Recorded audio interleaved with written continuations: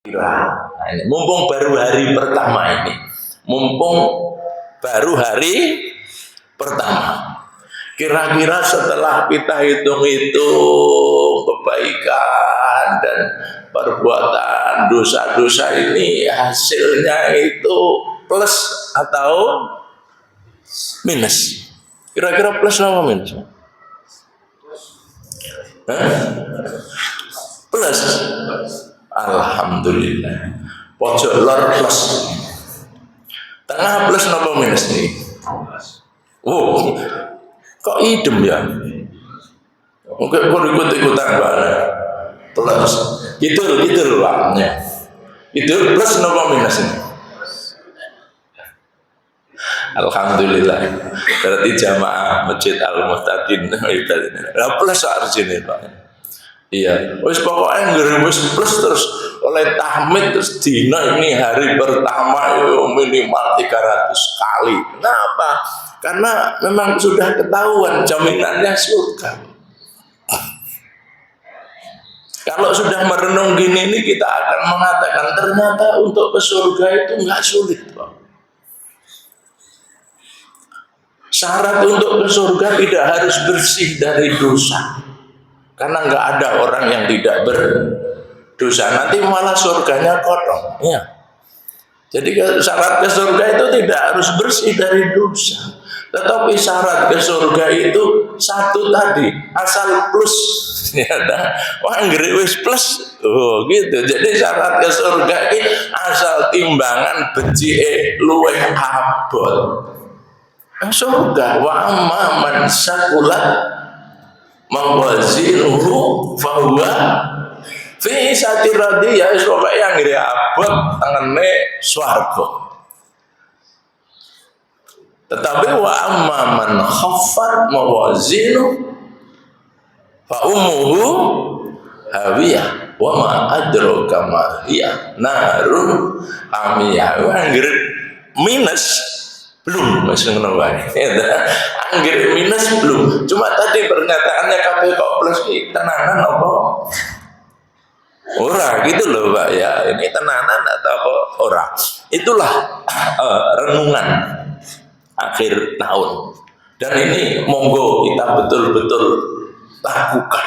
Ya dan kesimpulannya tadi pendek sekali sawuse awake diparingi umur semini tahun, kebaikan apa, kemudian yang kedua kejelekan apa, lalu sama dengan wis plus atau minus. Nek plus positif wa huwa fi satir rodiyah. Nah ngirim minus pokoknya ayo sembuh minusnya pira pokoknya belum. Anggere wis minus fa umuhu hawiyah. Bapak Ibu adik-adik yang saya hormati, maka untuk melanjutkan renungan pagi ini, tadi renungan akhir tahun. Kalau sekarang karena sudah masuk tanggal 1 ini mestinya renungannya awal tahun. Bagaimana? Saya ingin bacakan ya satu pesan dari Rasulullah Shallallahu Alaihi Wasallam, hadis dari Hakam bin Umair radhiyallahu anhu, sangat indah sekali untuk kita jadikan renungan awal tahun ini. Wa qala Nabi Shallallahu Alaihi Wasallam, kunu fid dunya adiyafan wa tahdu al masajida buyutan wa abidu qulubakum riqatan wa absiru at-tafakkuri wal buka wa la tahtanifanna bikum al ahwa tabannuna ma la taskunun wa tasma'una ma la taqulun wa tu'ammaluna ma la tudrikun. Itu pesan Nabi Shallallahu Alaihi Wasallam, bisa kita jadikan sebagai renungan awal tahun itu Pak. Apa pesan Nabi? Kunu fid dunya adiyafan, jadikanlah dirimu di dunia ini seperti tamu. Luar biasa Pak. Wong nek wis dieleke kowe iki mung tamu. Ya, dalam syariat Islam hak tamu itu maksimal berapa Pak? Hakul duyum itu cuma 3 hari. 3 hari itu aja sudah maksimal. Itu hakku sahibul bait itu sebenarnya cuma yauman walailah. Haknya tamu memang 3 hari untuk tinggal, tapi hak untuk memenuhi jamuan yang sebenarnya cuma 1 hari semalam. Yaumun walailatun itu di dalam hadis-hadis diterangkan, dan itu masyhur sekali di kalangan para sahabat dan para ulama. Artinya apa? Jadikanlah hadirmu di dunia ini cuma seperti tamu. Di dalam riwayat yang lain itu kun fid dunya ka'annaka gharibun aw abirus sabil. Jadikanlah hadirmu di dunia ini seperti ya hanya para perantau. Perantaunya namanya merantau. Memang dunia ini adalah kampung. Dunia kampung nama Pak? Dunia ini adalah kampung perantauan. Ya, namanya di kampung perantauan itu tujuan untuk mencari bekal mudik ke kampung halaman. Ya, maka terkenal sekali itu kalau mau Idul Fitri mudik ke kampung halaman. Iya. Jadi monggo catat baik-baik, kun fid dunya ka'annaka gharibun aw abiru sabil. Perantau, memang betul dunia ini adalah kampung perantauan, tempat untuk mencari bekal.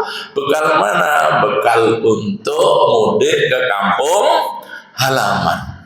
Kampung halaman kita ini adalah yang disebut kampung keabadian, yaitu akhirat. Maka pesan Nabi namanya wal akhirat amaluhu. Wal akhirah amaluhu. Kowe ngamal apa wae kudu niate bener-bener untuk bekal hadir ke akhirat sebagai kampung keabadian. Ya toh? Karena kita ini hanya di kampung perantauan, maka ya sifatnya sementara, tidak pernah ada yang akan kekal abadi. Kunu fid dunya adiyafan.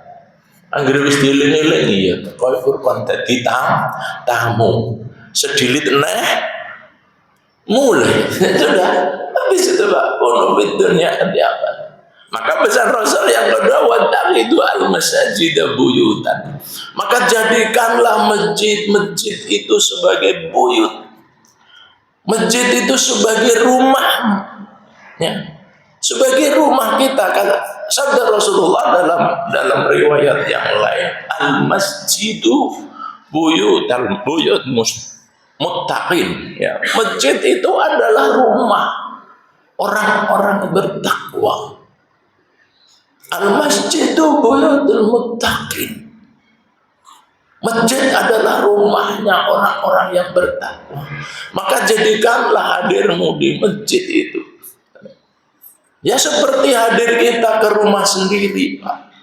Maka saya sering ingatin, iki omahe dhewe, nek reget ya judi resiki, nek rodok ra beres ya yo diberesi. Kemarin yang saya ingatkan, kalau ada anak-anak yang ya ayo ditotok bareng-bareng. Akhirnya baru diingat ini jadi ya anak-anak kita itu semua anak-anak kita,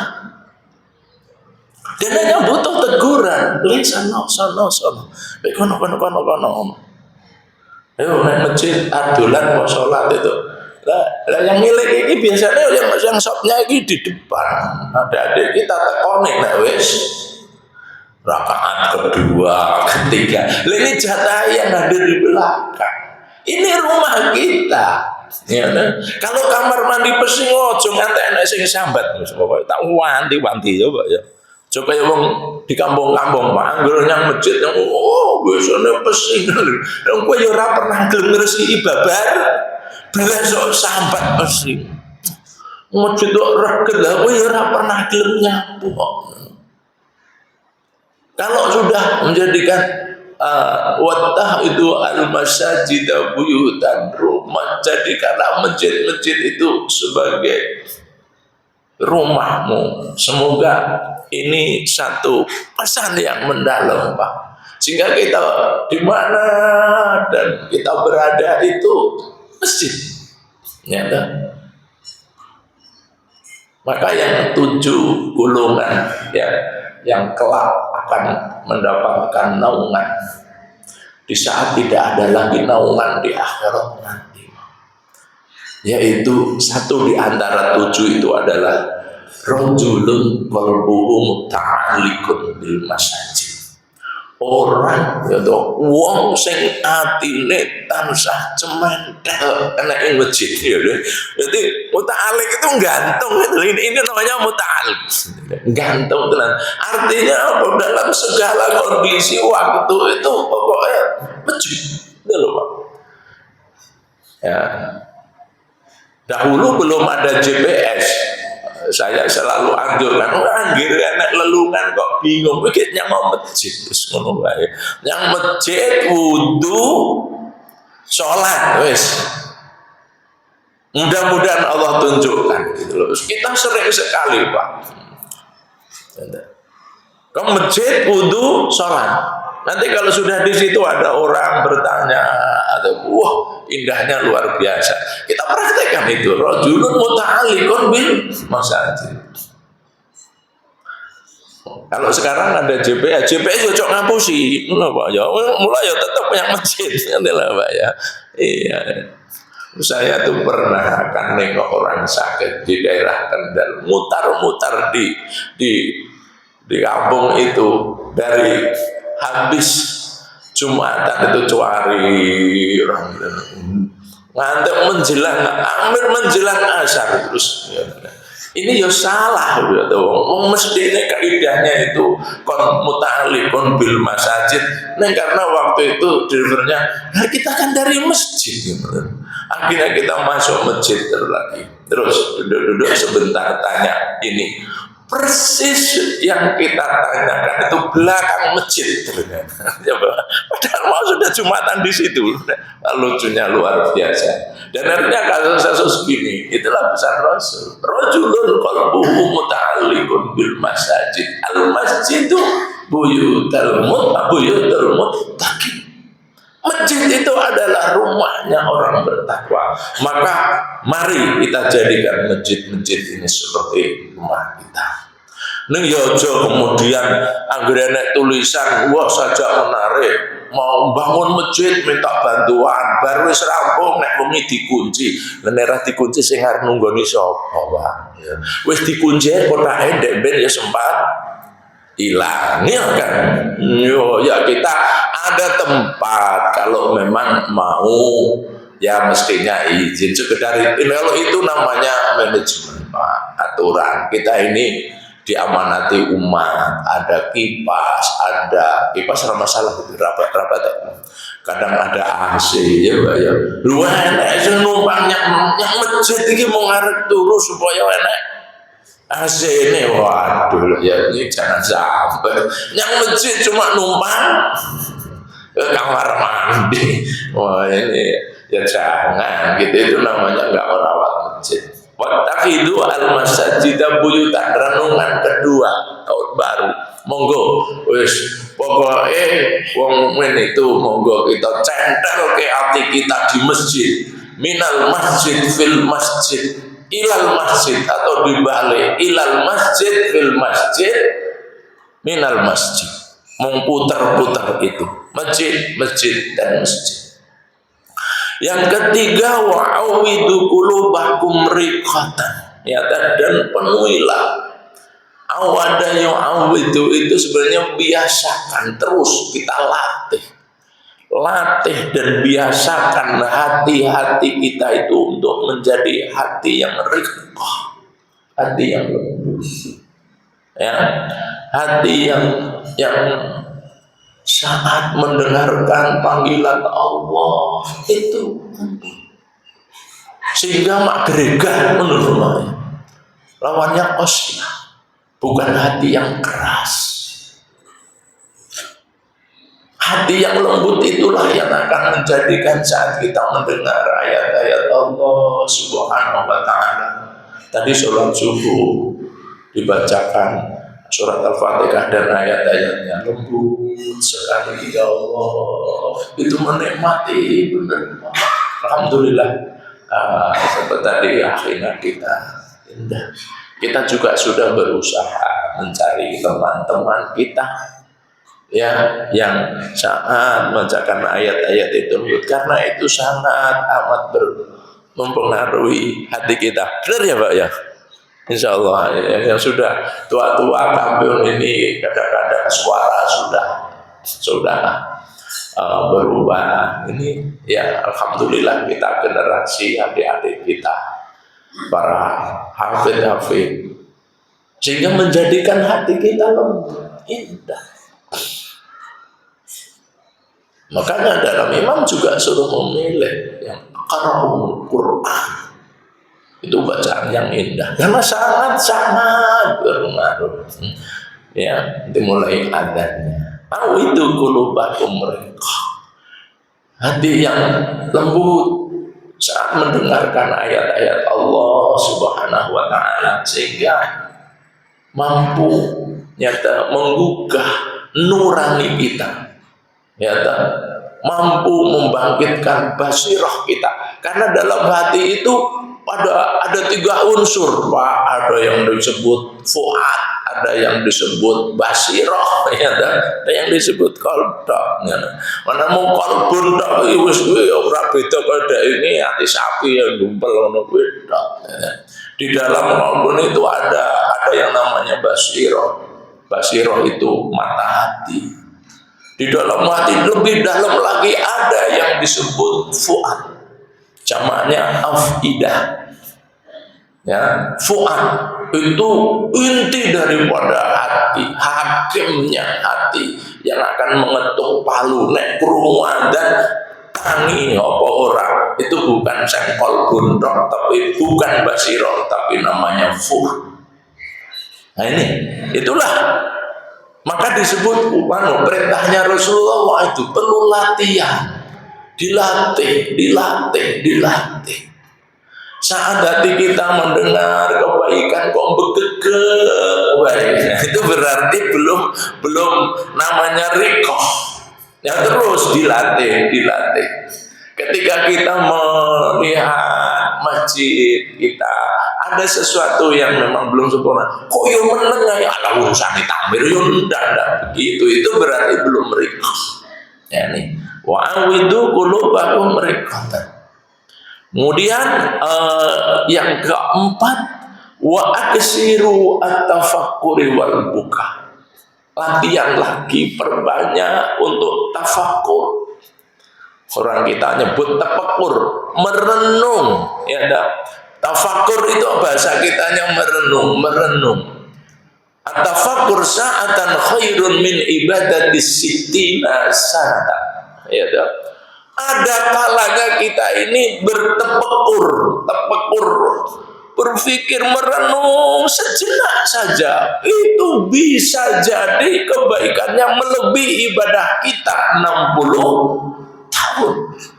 Luar biasa. Bagaimana Umar bin Khattab, ya Allah, ketika didakwai Rasulullah, saat kecap nyauri malah 10 kecap, luar biasa. Tapi ketika melihat adik yang sedang membaca Al-Quran, lalu dia muncul tafakkur, enggak lama sejenak menjadikan doa Rasulullah diijabahi. Karena doa Rasulullah Shallallahu Alaihi Wasallam itu sering sekali beliau ketika habis menghadapi Umar yang jengkel itu, ya Allahumma a'izzil Islam bi Umar. Ya. Jadi Rasulullah itu sering berdoa, ya Allah muliakanlah Islam ini dengan Umar. Ada yang riwayat Allahumma a'izzil Islam bi Umar awi Hamzah. Dan Allah ijabahi doa itu Umar lebih duluan. Meskipun Nabi juga akhirnya masuk Islam. Dan ketika Umar masuk Islam, maka subhanallah, pengaruhnya luar biasa. Karena apa?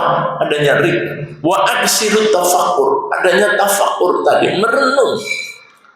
Kita tidak pernah mengerti jati diri kita kadang-kadang karena kita nggak pernah merenung. Mari kita latih di awal tahun ini merenung supaya kita mengerti bahwa ternyata kita sudah sekian tahun di dunia. Ternyata teman-teman kita sudah banyak yang meninggal, iya kan ya? Ternyata itu karena tafakur. Kalau sudah seperti itu, orang usah digawe-gawe wal buka. Kadang-kadang kemudian kita menangis, ya Allah, saudara-saudara saya sudah tidak ada. Jangan-jangan besok ganti saya. Tafakur wal buka. Itu urut sekali dari hati yang rikah itu akan menjadikan tafakur wal buka. Ya tahu. Maka dalam Al-Quran kan berbanyak menangis dan jangan banyak ketawa-ketawa. Wala tadhakun wa tabkun ya tahu ya sujud lalu bersujud. Itu yang keempat, ya. Kemudian yang kelima masih waktunya ya Pak ya. Ini satu hadis tak aja, saya nggak apa-apa, cuma membaca satu hadis. Wala ta'talifan nabikum malala al-ahwa jama' min hawa. Dan jangan sekali-kali kau larut terus menerus untuk mengikuti yang namanya al-ahwa, hawa nafsu. Wong Jawa matur nafsu ki nek dituruti ora tambah puas. Ini malah tambah geragas. Ngati-ngati nuruti nafsu orang tambah puas, nih malah tambah geragas. Kenapa? Karena memang nafsu nggak pernah kenal kata puas. Yang dia kenal adalah geragas. Itu lihat di layar di sosial media. Geragas bar tuku gunung entah malah tuku laut. Coba Bang, laut dihalang-halangi lagi. Sekarang muncul Pak di Sumatera, di Rio, tuku pulau. Coba gregasi kaya ngono iki cemplung nang ngono sisan. Ya, itulah yang namanya nafsu. Dan mereka itu yang beli itu rata-rata usianya itu udah di atas 70 tahun. Coba bayangin. Wih, jenengan kayak tengkleng wis ra doyan kok. Apa meneh mburi masa ya Pak? Jangan tunggu saya ora doyan itu coba. Mendingan awake dhewe boro-boro tuku pulau, kenal pulau dhewe ora. Ning tengkleng isih itu awan panas-panas es teh itu mentekoki wis sing do tuku pulau ya dalam. Ya, aku nonton duren itu mau lambene pledak-pleduk asli pitik. Aku pengen nih wis ora bakal itu. Makanya ada ungkapan lah biyen ra duwe apa-apa entuk apa-apa. Saiki bar duwe apa-apa ra entuk apa-apa. Iya asline ngono kuwi. Cek nom-nom ra duwe apa-apa. Ning entuk apa-apa suwate kleng-kleng duren wis renek yang menghalangi. Iya Pak bigori hisab lap ngono wae ya. Baru wis rada ini sing wis sepuh-sepuh duwe apa-apa tabungane akeh. Ning ra entuk apa-apa. Ya Allah. Ini cek tuku pulo coba. Itu namanya hawa nafsu. Maka digambarkan oleh Rasulullah Shallallahu Alaihi Wasallam orang yang selalu mengikuti hawa nafsu itu cirinya telu Bapak Ibu. Di akhir daripada hadis ini, satu tabnuna ma la taskunun, yang kedua wa tajma'una ma la ta'kulun, yang ketiga wa ta'ammaluna ma la tudrikun. Ini ciri orang yang wis basa Jawane gebidung nafsu, wis mang titeni tenan, siji. Titeni tenan ya Pak ya. Aku kira-kira kaya ngono apa ora, supaya gitu loh. Siji tabnuna ma la taskunun. Wong nuruti hawa nafsu itu kaya dene wong sing senengane iki mbangun, padahal dia ora bakal ngenggoni. Artinya apa? Bangun terus. Neng ora bakal Ngenggoni artinya perbuatan yang sia-sia. Wong bangun kok orang ngenggoni apa? Sia-sia. Ya ternyata perbuatan yang sia-sia. Tabenuna malah taskun. Ciri yang kedua, wa tajma'una ma la ta'kul. Kayak niku ngumpul-ngumpul ke dokongan kumpul. Padahal dia tidak makan, padahal dia tidak makan. Namanya menungso semut gitu. Ngumpul ke dok juga kumpulkan wis wadah perusahaan real estate, wadah perusahaan ini. Padahal dia wis belas minum kopi wis ra entuk koi gula. Lah coba apa artinya? Ya. Yang namanya watajma'una ma la ta'kul. Wong wis ora entuk ngopo-ngopo ije kumpul papun sampai sekian. Artinya manusia serakah tuh. Kasihan itu. Ya kan? Sampai tua tidak pernah menikmati yang mereka kumpulkan sejak terus. Karena apa? Karena seluruh dalam kesusahan, dalam kecapean, dalam kelelahan. Wa tajma'una ma la ta'kulun. Kemudian yang ketiga, ciri orang yang selalu mengikuti nafsu, namanya wa ta'amaluna ma la tudrikun. Akan menjadi orang yang suka mengangan-angan ta'amal, mengandai-andai, padahal orang pernah keturunan. Andai kata jikalau seumpama dia hari ngerti sesuatu langsung andai kata jikalau seumpama sampai ada andai kata aku punya sayap ingin terbang karena itu jadi namanya. Sehingga apa? Hidupnya itu dalam bayang-bayang. Hidup yang dalam bayang-bayang. Seorang muslim itu hidup harus dalam kenyataan. Hidup itu harus dalam kenyataan. Kenyataan apa? Abidullah, sebagai hamba Allah Subhanahu wa taala wa khalifatullah fil ard itu. Sehingga kita tidak usah bayang-bayang. Mula niku Bapak Ibu, kalau teori manajemen rezeki dalam Islam ta'amaluna ma la tudrikun itu artinya ya sing enek dinikmati, sing ora enek digoleki. Wis paling indah. Ya, sing enek dinikmati. Sing ora enek digoleki. Aja sing enek ditumpuk tok ya. Diumpet ke sementara masih mencari yang belum ada, akhirnya nggak pernah menikmati ya. Jadi sing enek dinikmati, sing enek ya digoleki. Itu bahasa umum. Sebenarnya bahasa syar'inya sing enek disyukuri. Ngoten lho Pak ya. Sing rong enek digoleki sehingga akan menjadikan perjalanan hidup kita menjadi perjalanan yang indah.